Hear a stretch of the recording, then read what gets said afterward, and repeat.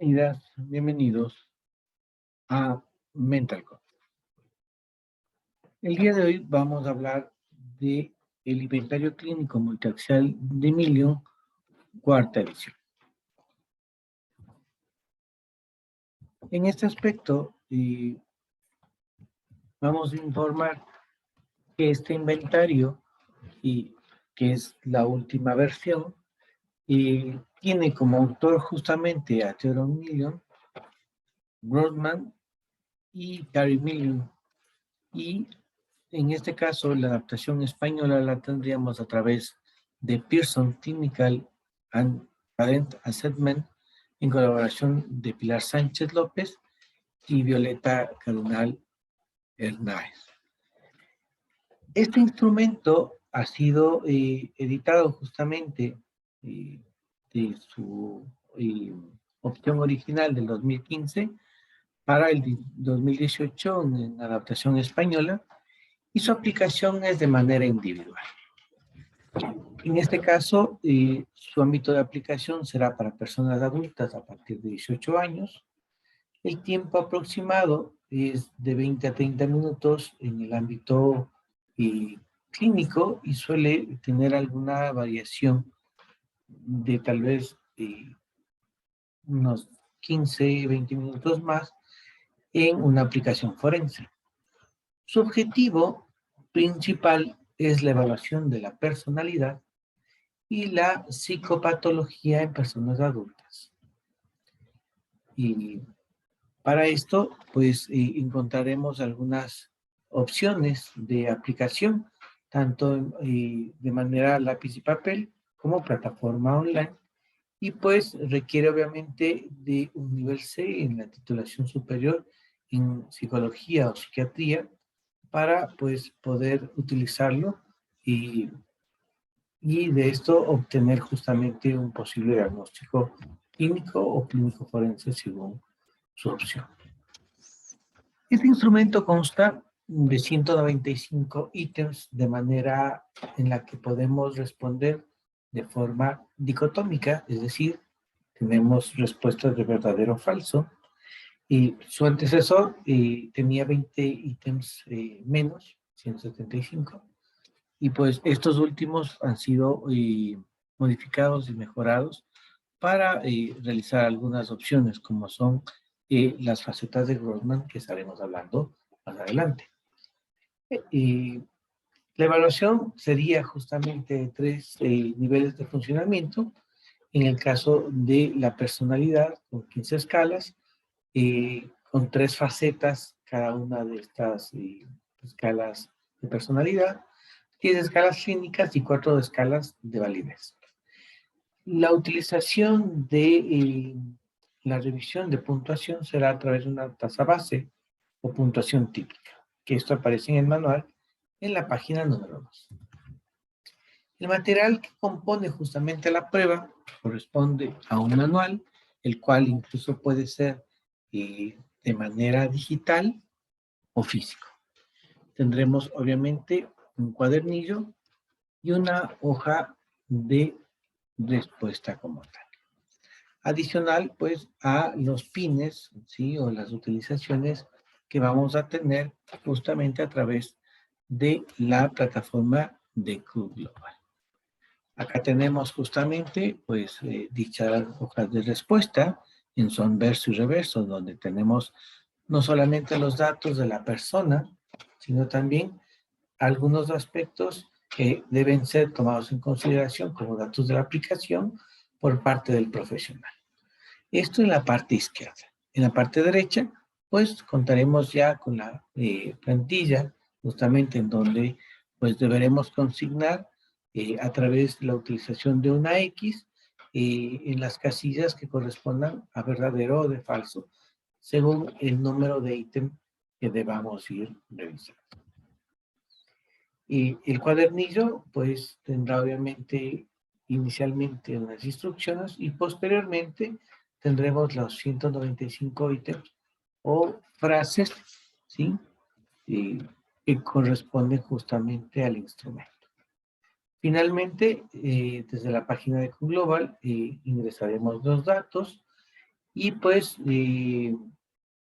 desde los baremos que son utilizados en esta aplicación, desde esta plataforma, nos arrojará justamente un perfil gráfico en donde tendremos algunas consideraciones de la información y los puntajes que pudiéramos tener.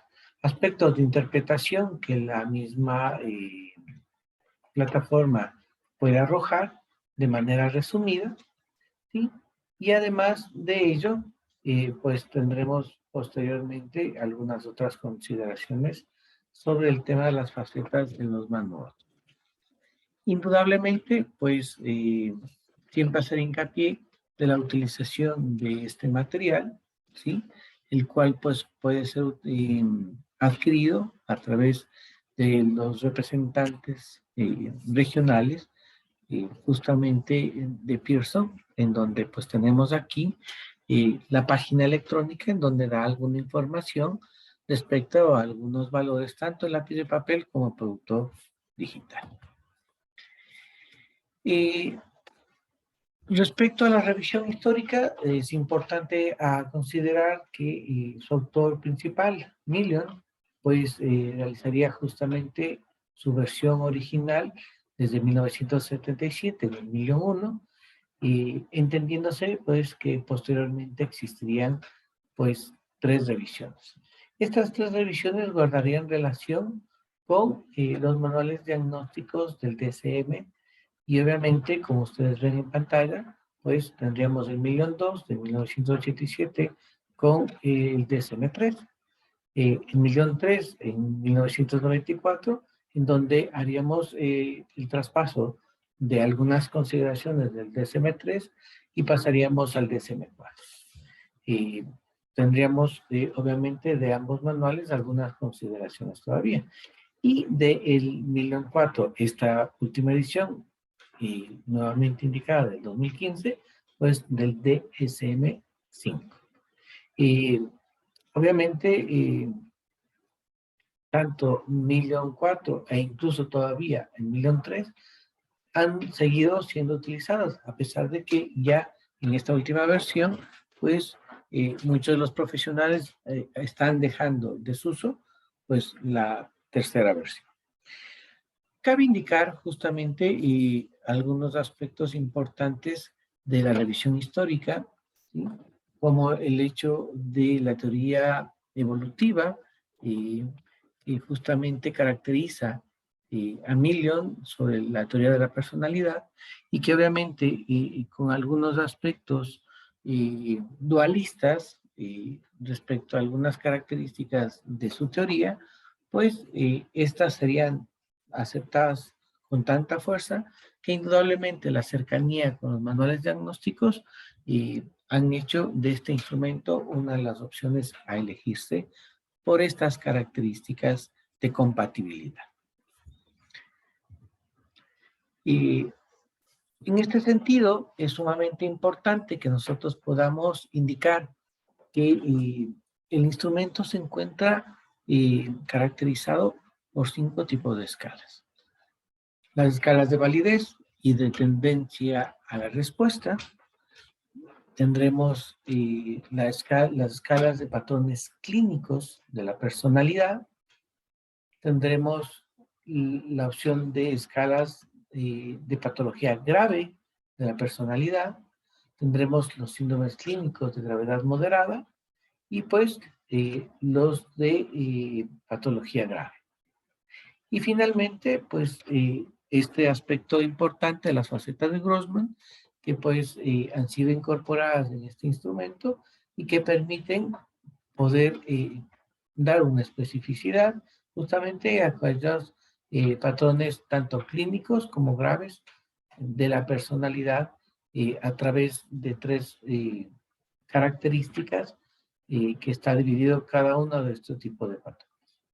Obviamente, deberemos tomar en consideración el perfil con las escalas más elevadas, tanto en tipos como subtipos, indudablemente, pues, siempre y cuando se cumplan con las características del tema de interpretación.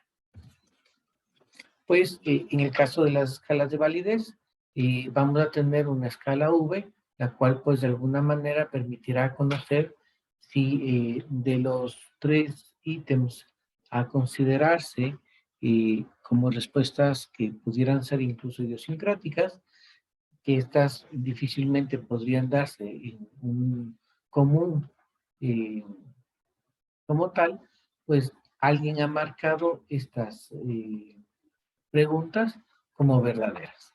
En el caso de que tuviéramos una puntuación de 1, esta escala de validez pudiera ser cuestionable. Y si fueran 2 o más respuestas verdaderas de estas preguntas, pues indudablemente tendríamos una invalidez. Esto permite justamente verificar la posibilidad de que alguien pudiera estar con alguna dificultad de lectoescritura, pudiera estar con alguna dificultad en la alteración de sus funciones mentales superiores, o de alguna forma estuviese siendo llenado este test, pues, de una manera idiosincrática. Las escalas de inconsistencia, en cambio, la sigla W, nos habla de si este patrón de respuestas pudiera ser inconsistente. Es decir, que entre las preguntas y repreguntas que tiene varios instrumentos, en donde una determinada característica estuviese siendo correlacionada entre varias preguntas, pues esta correlación no se diera como tal. Es decir, respondiéramos de una manera en la cual en una de las preguntas pudiéramos afirmar algo y en otras pudiéramos tender a negarlas. Si no hay esa coherencia entre este tipo de correlaciones en este tipo de ítems, pues es probable que esta escala nos permita indicar que alguien estuviese llenando al azar la, la prueba, y esto pudiera también generar no solamente una invalidez, sino que también pudiera ser fuente de alguna distorsión, como una manera de tratar de minimizar o de maxificar algunos aspectos.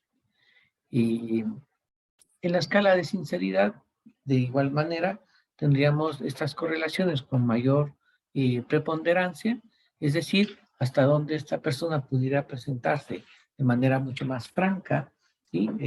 Tratando de mostrar aquellos aspectos que le ha pasado en su vida y que esta persona pues brindara una cantidad suficiente de información para poder conocer los patrones de personalidad o de algún aspecto psicopatológico, si es que esto existiera, o si por el contrario estuviese ocultando información, ¿sí?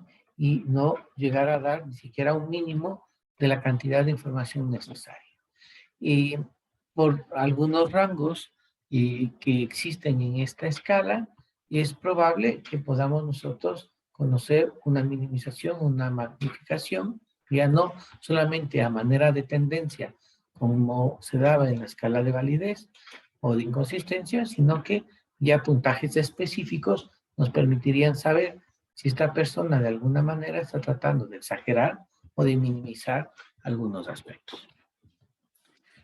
Finalmente, las dos últimas escalas de deshabilidad social y de evaluación serán escalas específicamente de opciones de tendencia de respuestas.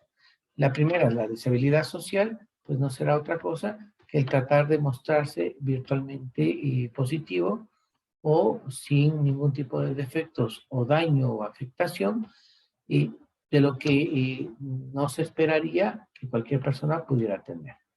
Y que en el común de las personas habrían puntuado al menos un valor mínimo en el cual tuvieran alguna dificultad.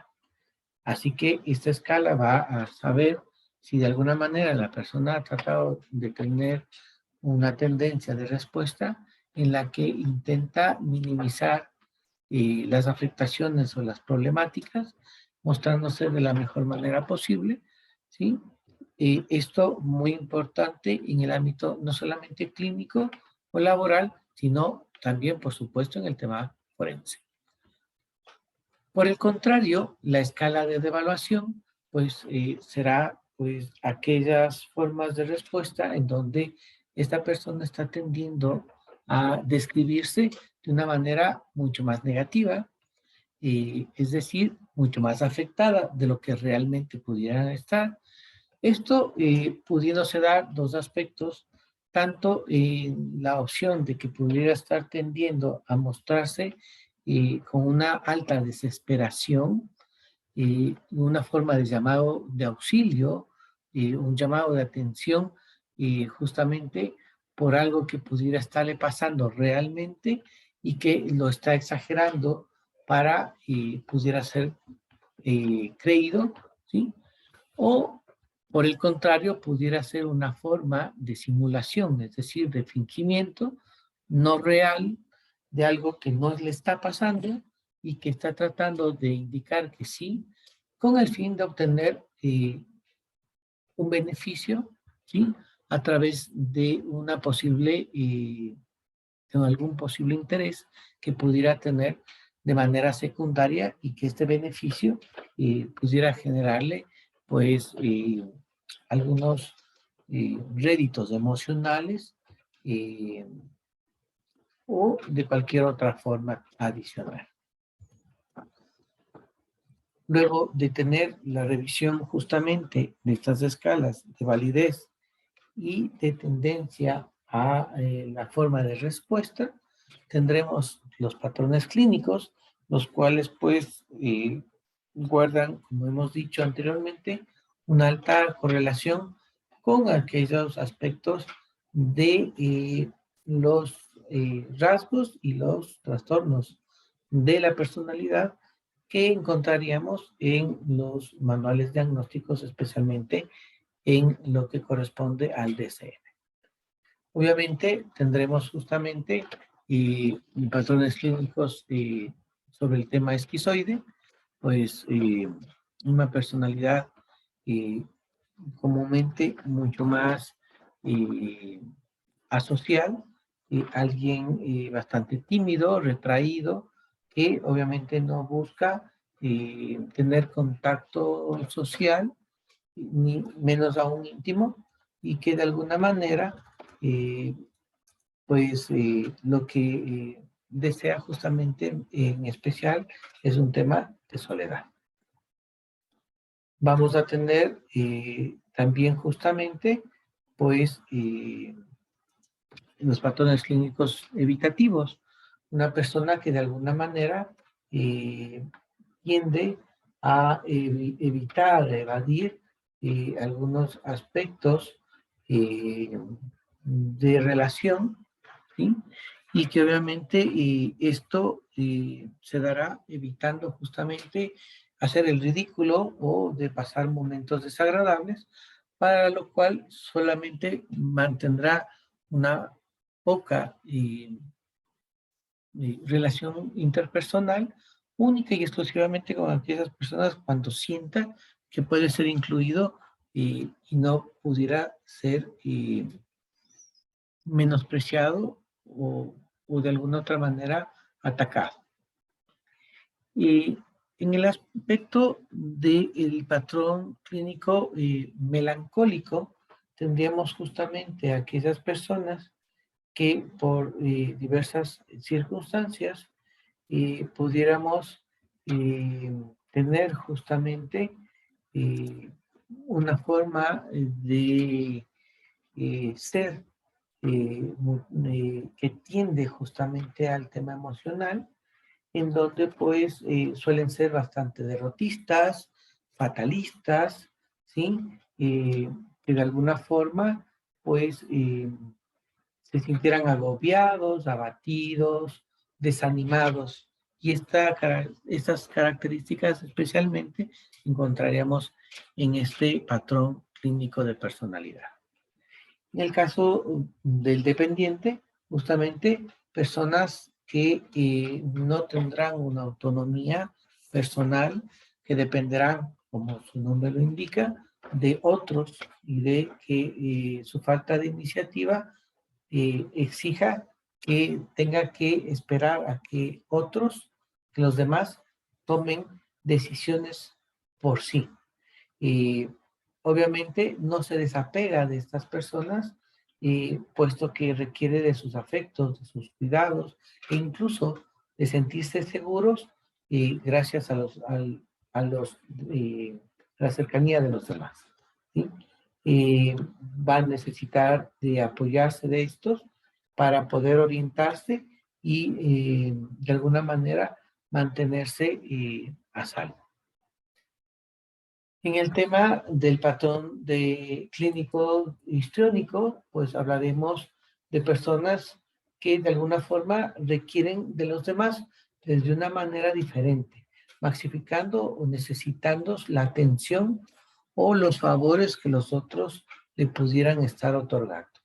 Esto a través de una forma de comportamiento entusiasta y de un relacionamiento superficial en donde la parte social es sumamente importante para esta persona, ¿sí? Y que obviamente aparenta tener una confianza y una seguridad, no obstante, esta no es tal cual, ¿sí? Y requieren de una aceptación y de una aprobación casi constante. En el tema de los patrones clínicos de la personalidad tempestuosa, pues serán aquellas personas que son sumamente alegres, animados, pero que esta característica emocional de euforia, pues suele ser muy voluble y puede pasar posteriormente a ser irritante hacia otros. Muy apasionados, entusiastas inicialmente, pero que carecen de los recursos y de la regularidad para que se mantengan estas características hacia objetivos y planes que pudiera esta persona tener. No suelen controlar su conducta, suele ser un poco extrema, temeraria y a veces hasta un poco errática. Y esto puede obviamente conducir al agotamiento, incluso a aspectos depresivos. En el caso del patrón clínico narcisista, pues vamos a tener personas que suelen centrarse en sí mismos, sumamente egoístas, egocéntricos, y que obviamente buscarán obviamente cumplir su placer personal en desmedro de los derechos de los demás. Sus logros probablemente no siempre serán tan elevados ni tan reales como los que esta persona intenta mostrar a los demás.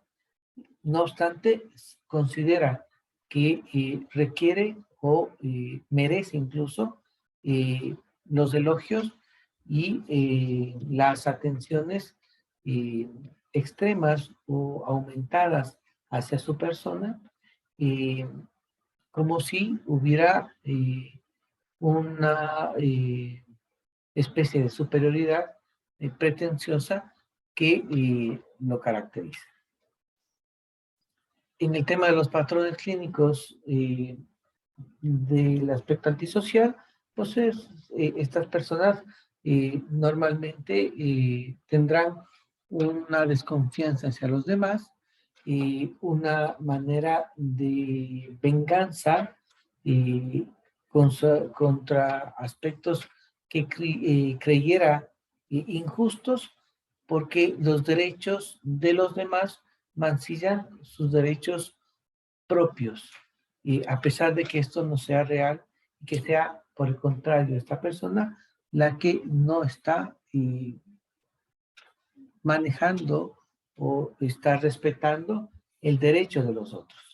Suele tener comportamientos de engaños, cometen aspectos o actos ilegales con el fin de obtener beneficios personales. Sumamente irresponsables e impulsivos, son comúnmente desleales, insensibles y pueden llegar incluso a un aspecto de crueldad. Y por ende tienden a abusar de los otros y de victimizarse incluso. Tenemos también entre los patrones clínicos esta característica de los sujetos sádicos, una persona que tal vez a diferencia de la anterior, pues pueden sentir o buscar este placer y satisfacción humillando a las otras personas y dejando de lado sus derechos y sentimientos, pero estos suelen ser mucho más hostiles, ¿sí? Y combativos, y más de manera destructivos o conflictivos, indiferentes, ¿sí? E incluso con una tendencia maliciosa que de alguna forma pues no llegan necesariamente a temas ilegales, pero que sí están sumamente pendientes de obtener dominancia sobre el otro y a menudo algunos aspectos persecutorios suelen identificar. En los patrones clínicos convulsivos, pues esta persona suele ser bastante exigente, ¿sí? En el control, en el perfeccionismo, en el orden, en el ámbito de que de alguna manera sean sumamente disciplinados y que de alguna forma pues pudieran alcanzar un aspecto moralista, ¿sí? De los aspectos que estuviesen rodeando su forma de ser. Adicional a ello, pues suelen suprimir sus resentimientos y autoexigirse de manera bastante elevada por la disciplina muy elevada que consideran para sí mismos. En el patrón clínico negativista, que corresponde a un aspecto pasivo-agresivo, pues suele aceptar gratificaciones que otros pudieran darle, ¿sí? Pero vacilan en algunos aspectos, en el aspecto de la obediencia y de la oposición agresiva. Y suele entender a estos dos puntos como tal, de ser sumamente sumisos, pero de llegar a tener disputas incluso interminables. No suelen tener la capacidad para resolver conflictos de manera fácil, ¿sí? Y obviamente su patrón específico de ira y de negación, de resistencia, suelen ser sumamente más específicos y más arraigados que en otros patrones clínicos. En el caso del patrón clínico masoquista, pues hablaremos de aquellas personas sumamente serviles y autosacrificadas que suelen colocarse casi de alfombra en el suelo para que otros pudieran humillarlos o avergonzarlos. En este sentido, pues suelen agravar su dolor y su angustia y esto suelen tomarlo como un aspecto reconfortante, como si todos estos castigos fuesen merecidos. Y de esta manera logran pagar pues sus desgracias del pasado. Luego de los patrones clínicos tendremos los patrones de patología grave de la personalidad, en donde pues el aspecto esquizotípico pues será aquellas personas con conductas o comportamientos en donde suelen estar aislados socialmente, sus vínculos son mínimos y de alguna manera su forma desorganizada y de alguna forma exagerada, genera con sus excentricidades pues un llamado de atención hacia los demás. Muestran desconfianza, son sumamente hipersensibles y a pesar de ello pueden mostrarse pasivos y con un aplanamiento emocional también en algunas opciones y sus afectos suelen ser deficientes. En el patrón de patología grave límite, pues son personas con una alta inestabilidad emocional, llegando a una labilidad afectiva. Experimentan estados de ánimo sumamente intensos, en donde pasan periodos largos de abatimiento y apatía, pues para después pasar a la ira, a la ansiedad e incluso también a la euforia.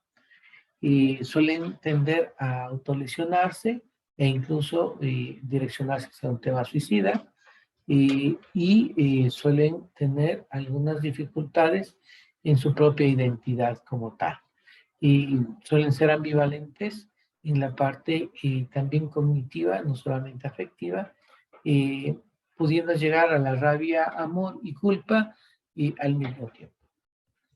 En la patología grave paranoide, pues tendremos justamente aquellas personas sumamente desconfiadas que consideran que los demás quieren hacerles daños y se encuentran a la defensiva de cualquier aspecto que pudieran tomarlo en consideración como críticas o regaños, a pesar de que no estuviese ocurriendo esto.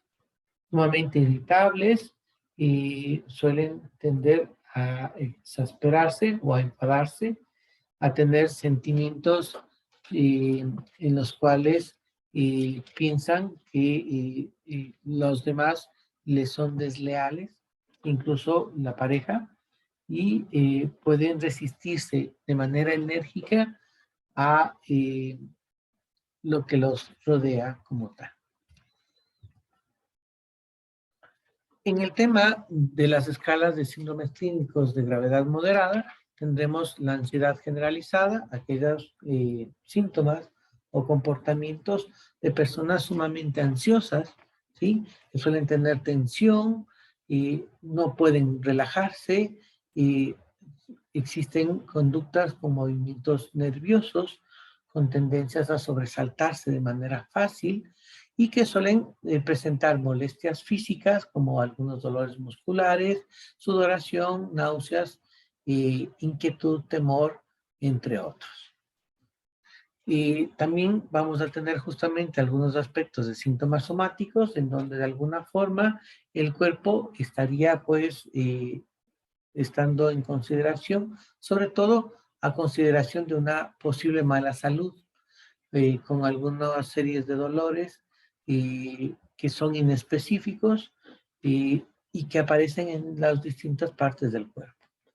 Y esto sin que exista de alguna manera una patología o una enfermedad que provoque como tal estos aspectos, que suelen ser más de tendencia emocional, sobrevalorando justamente aquellos aspectos médicos como tal.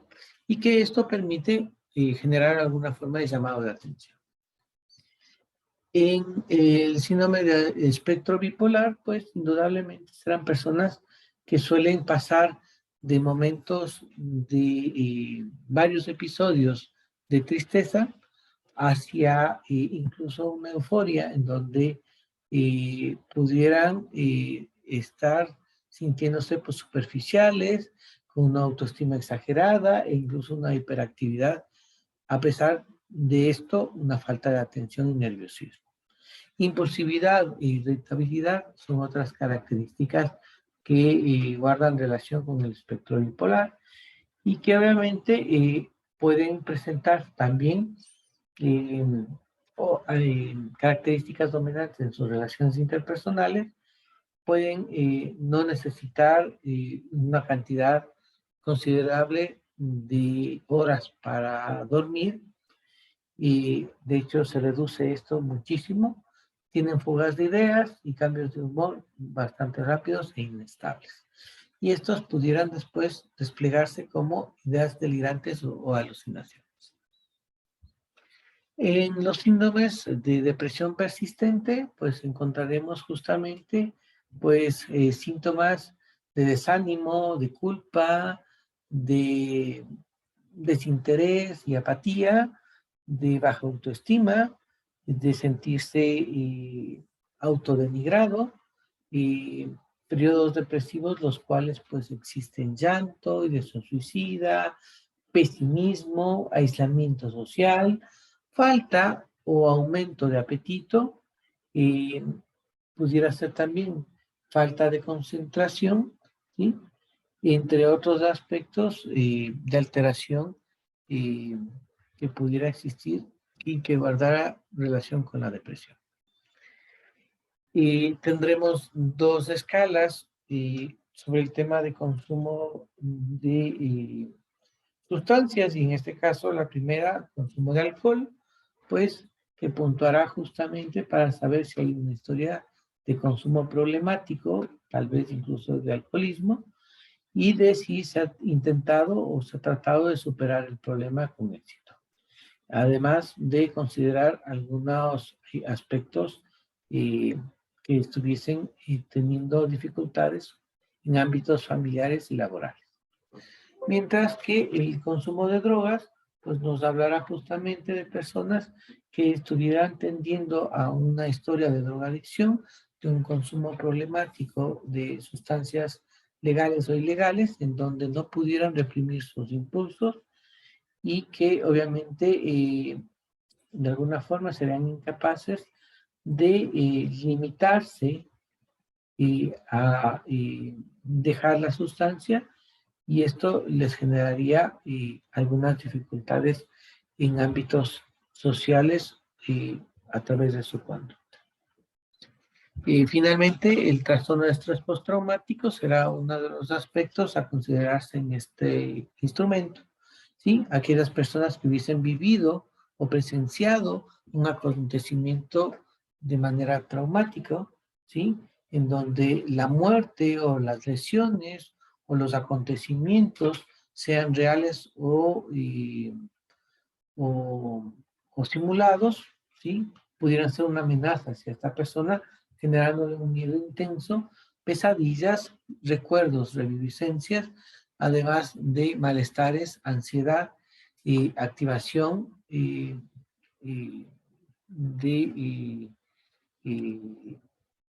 síntomas como sobresaltos exagerados, hipervigilancia, y entre otros relacionados con un trauma. Y posteriormente a este aspecto, tendremos las facetas de Grossman, obviamente, de cada patrón clínico que hemos explicado hace un momento, pues tendremos una subdivisión de cada una de estas escalas, teniendo obviamente tres aspectos que diferenciarán las características, las tres características más importantes de cada escala.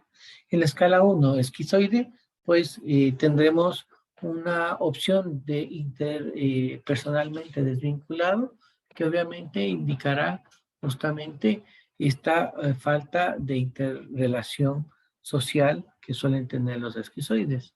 Un contenido escaso, ¿sí? De sociabilidad, y una opción temperamentalmente apático que suele ser también característico del esquizoide. En la escala 2A, evitativo, tendremos estas características de ser interpersonalmente aversivo, ¿sí? Tendremos también el tema de la autoimagen alienada, ¿sí? O deteriorada, y un contenido vejatorio. Cada una de estas tendrá las características descriptivas para poder pormenorizar aún más y entender qué aspectos son más preponderantes en el evitativo. En la escala 2B, melancólico, tendremos pues estas características de ser cognitivamente más fatalista, o tendremos una autoimagen que se siente mucho más inútil, o tendremos una subescala sobre un aspecto temperamentalmente más afligido, ¿no? Como tal. En la escala 3 dependiente, pues tendremos la subescala de expresivamente más, sentirse más pueril, ¿sí? Eh, Aspectos que de alguna manera pues podrán describir justamente a personas que no son capaces de vincularse a las responsabilidades propias de un adulto. Y ser interpersonalmente más sumisos, más dependientes o incluso una autoimagen inepta, que no es capaz de sobresalir y de sobrellevar dificultades por sí sola. En las escalas 4A histriónico tendremos subescalas de ser expresivamente más dramático, ¿sí? O tendremos estas características de ser más interpersonalmente buscador de atención o de ser temperamentalmente más inconstante, de alguna manera, pues ser algo más como dependiente, similar a esto, ¿sí? Pero en la constancia para llegar a los objetivos o los planteamientos que se proponen. En la escala 4B, pues, en la opción de personalidad tempestuoso, tendremos las subescalas de expresivamente impetuoso, ¿sí? Alguien más reactivo, una persona, tal vez en la otra subescala, interpersonalmente más eufórico, ¿sí? De estos momentos distintos de la personalidad tempestuosa, o una autoimagen sobreestimada, de aumentarse un poco más algunos aspectos del ego también. En la escala 5, el narcisista, tendremos pues la subescala de ser más interpersonalmente explotador. Tendremos también la opción de ser cognitivamente más expansivo, más de un ego mucho más amplio, o de una autoimagen incluso más admirable como tal. En la escala 6A antisocial, pues tendremos las subescalas donde se considera una persona más interpersonalmente irresponsable, o podrá ser una autoimagen más autónoma, más solitaria, sin necesidad de otros, y de unas dinámicas de irreflexión, de no tener sentimientos de culpa, ¿sí? Por los aspectos que haya cometido. En la escala 6B sádico tendremos pues subescalas de ser expresivamente precipitado, ¿no? De tomar decisiones de manera mucho más impetuosas, más prontas, más rápidas. También tendremos aspectos justamente más repentinos, eh, con arrebatos de injustificados. Y también interpersonalmente más desagradable, justamente por el aspecto sádico de la personalidad, como encontrar placer y satisfacción al intimidar a otros, al humillar a otros. Y tendremos una arquitectura eruptiva, es decir, una energía agresiva o incluso hasta sexual, que va creciendo y acaba manifestándose a través de arrebatos impetuosos y con falta de autocontrol.